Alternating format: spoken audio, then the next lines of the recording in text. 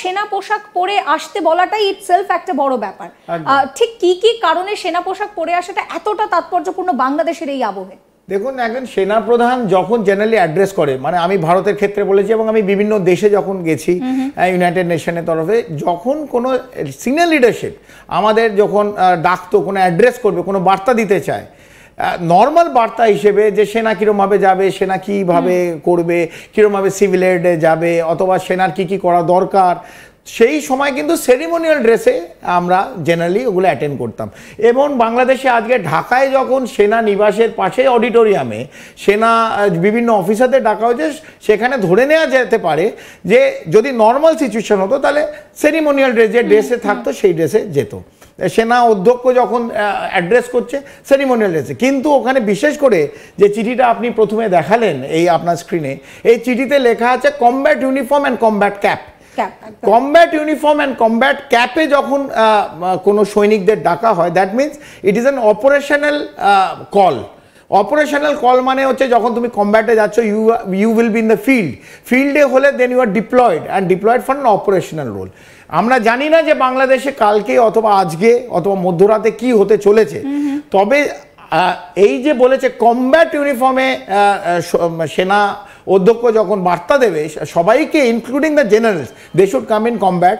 So it is generally clear যে এই বার্তাটা ক্লিয়ার যে এদের কোনো অপারেশনাল ইনফরমেশন দেওয়া হবে অথবা অপারেশনাল বার্তা দেওয়া হবে। সেইখান থেকে মানে এই বার্তার পরে, এই অধ্যক্ষ মানে সেনা অধ্যক্ষর বার্তার পরে যে যার যেখানে ডিউটি, যে ফোর্স, সেই পোশাকে সেখানে গিয়ে রিপোর্ট করতে হবে। তো এইটার মানে হচ্ছে এইখানে। তো আমরা ধরে নিতে পারি যেহেতু রাত থেকে আমরা ডিপ্লয়মেন্ট দেখছি, আপনার টিভি স্ক্রিনে যেমন দেখা যাচ্ছে ইনফ্যান্ট্রি ক্যারিয়ার ভেহিকেল আইসিভি পুরো বাংলাদেশের ঢাকায় ভোর রাত্রিরে ঢুকেছে এবং বিভিন্ন ইনস্টলেশনের আশেপাশে এই আইসিভি দেখা যাচ্ছে।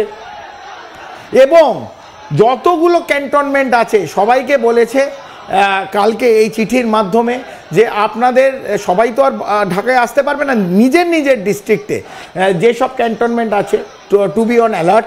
আর চিফ যখন অ্যাড্রেস করবে, ওদের আর্মি চিফ যখন অ্যাড্রেস করবে, it will be through signal communication, এটা ভিডিও কনফারেন্সিংয়ে হবে, সবাই দেখতে পারবে বার্তাটা পুরো বাংলাদেশের যা আর্মি। গুরুত্বপূর্ণ বিষয় যে এই যে মিটিংটা, সেখানে কিন্তু পরিষ্কার বলা হয়েছে যে ভার্চুয়ালিও জয়েন করতে হবে, ফিজিক্যালিও আসতে হবে, ভার্চুয়ালিও আসতে হবে। যেসব ক্যান্টনমেন্ট আছে তো যে সবাই তো আসতে পারবে না, ভার্চুয়ালি কিন্তু সব জায়গায়। মানে কতটা ইম্পর্টেন্ট হলে ভার্চুয়ালিও কানেক্ট করার কথা বলা হচ্ছে। It's an extremely important. নালে এই রাত্রিরে ইম্পর্টেন্ট বলে তো রাত্রিরে 12:30টায় সমস্ত প্রথমে ইম্পর্টেন্ট যারা আর্মি হেডকোয়ার্টার আছে, বাংলাদেশ আর্মি হেডকোয়ার্টারে 5 জন লেফটেন্যান্ট জেনারেল, 8 জন major general, independent brigade commander, independent division commander, তাদের সবাইকে রাত্রিরে ডেকেছে। 12:30 থেকে 1.5 ঘন্টায় মিটিং হয়েছে, তারপর রাষ্ট্রপতির সঙ্গে বৈঠক। এই যে ডটগুলো এবং ভোর রাত্রিরে যেটা আপনি দেখালেন যে সৈন্য ঢুকছে ঢাকার রাস্তার ওপর দিয়ে, তো এটা তো একটা ওয়ার্নিং বেল দিচ্ছে। এবং আজকে আমরা জানি প্যাসিফিক কমান্ডের ডেপুটি কমান্ডার জেভি ভাওয়েল, 4 জন আরও ইউএস আর্মি, মার্কিন যুক্তরাষ্ট্রের প্যাসিফিক কমান্ডের সেনা অধ্যক্ষদের নিয়ে তারা আসছে হচ্ছে। সেক্ষেত্রে ডোনাল্ড ট্রাম্প তিনি তো পরিষ্কার বলে দিয়েছেন বাংলাদেশের বিষয় নরেন্দ্র মোদী বুঝে নেবেন। তো এই কথাটা যদি আমার মনে হয় যে ইউনিস, এই অন্তর্বর্তীর দুর্বৃত্তের সরকার বুঝে যেত, এই মেসেজটা এই কিছুদিন আগেই যখন প্রধানমন্ত্রী মোদী দেখা করলেন ডোনাল্ড ট্রাম্পের সঙ্গে, একটি লাইনে ক্লিয়ার করে দিয়েছে বাংলাদেশ সম্বন্ধে যে কোনো ডিসিশন এবং বাংলাদেশ সম্বন্ধে কিছু করতে হবে, সেটার ডিসিশন মেকার হচ্ছে আমাদের প্রাইম মিনিস্টার নরেন্দ্র মোদীজি। এবং তুলসী গ্যাবার্ড যখন এলেন তিনি কিন্তু পরিষ্কার এই সিচুয়েশনটাকে ইসলামিক খেলাফত বললেন, যেটা আবার বাংলাদেশ প্রচন্ড अगेंस्ट গিয়ে বলে যে না, পুরো ভুল তথ্য তুলসী গ্যাবার্ড। বাংলাদেশ তো দেখুন, নাহিদ ইসলামও বলছে যে সেনাদের বলছে যে না, আপনারা এর মধ্যে আসবেন না, পলিটিক্সটা আমরা দেখে নিচ্ছি, এটা আমাদের ব্যাপার। আপনার আওয়ামী লীগকে নিয়ে আসার জন্য আপনার রেড কার্পেট না, আওয়ামী লীগকে আনার জন্য কেউ রেড কার্পেট দিচ্ছে না, ভারতও তার জন্য।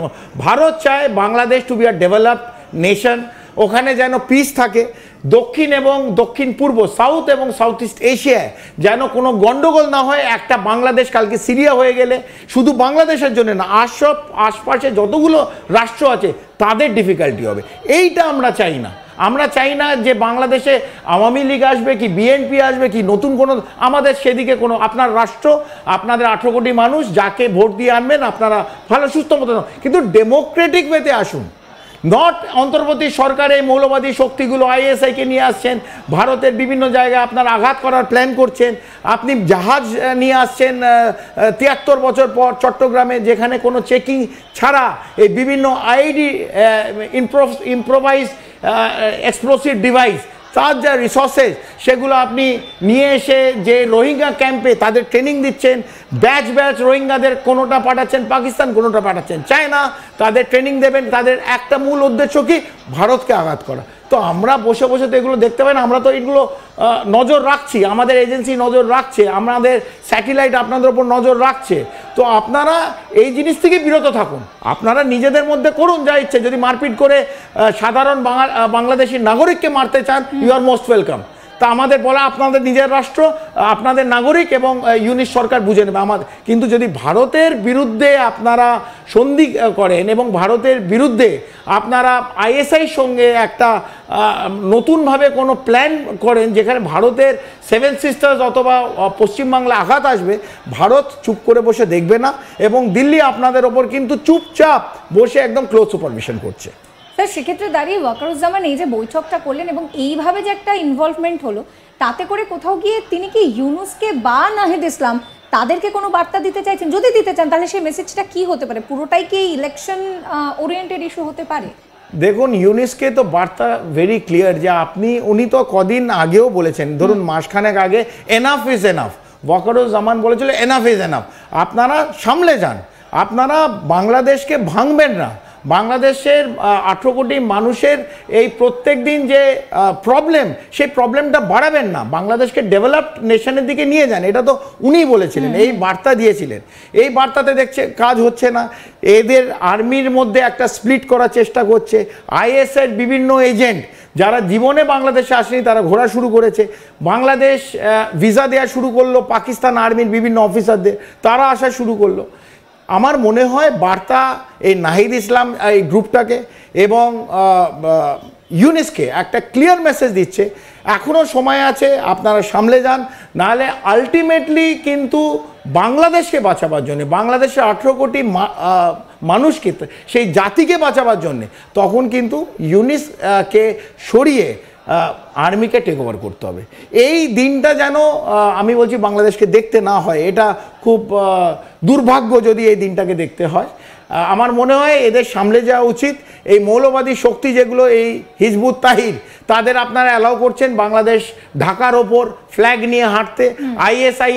আইএসের ফ্ল্যাগ যেদিন ধানমন্ডিতে বাড়ি ভাঙা হয়েছিল সেদিন আপনাদের আইএস ফ্ল্যাগ উড়িয়েছেন, এবং বিভিন্ন আনসার উল্লাহ বাংলা টিম, জামাতের বিভিন্ন এই সংগঠন, তাদের কিন্তু বিরত থাকতে বলুন, অথবা তাদের গলাটা দাবিয়ে মাটিতে শুয়ে দিন।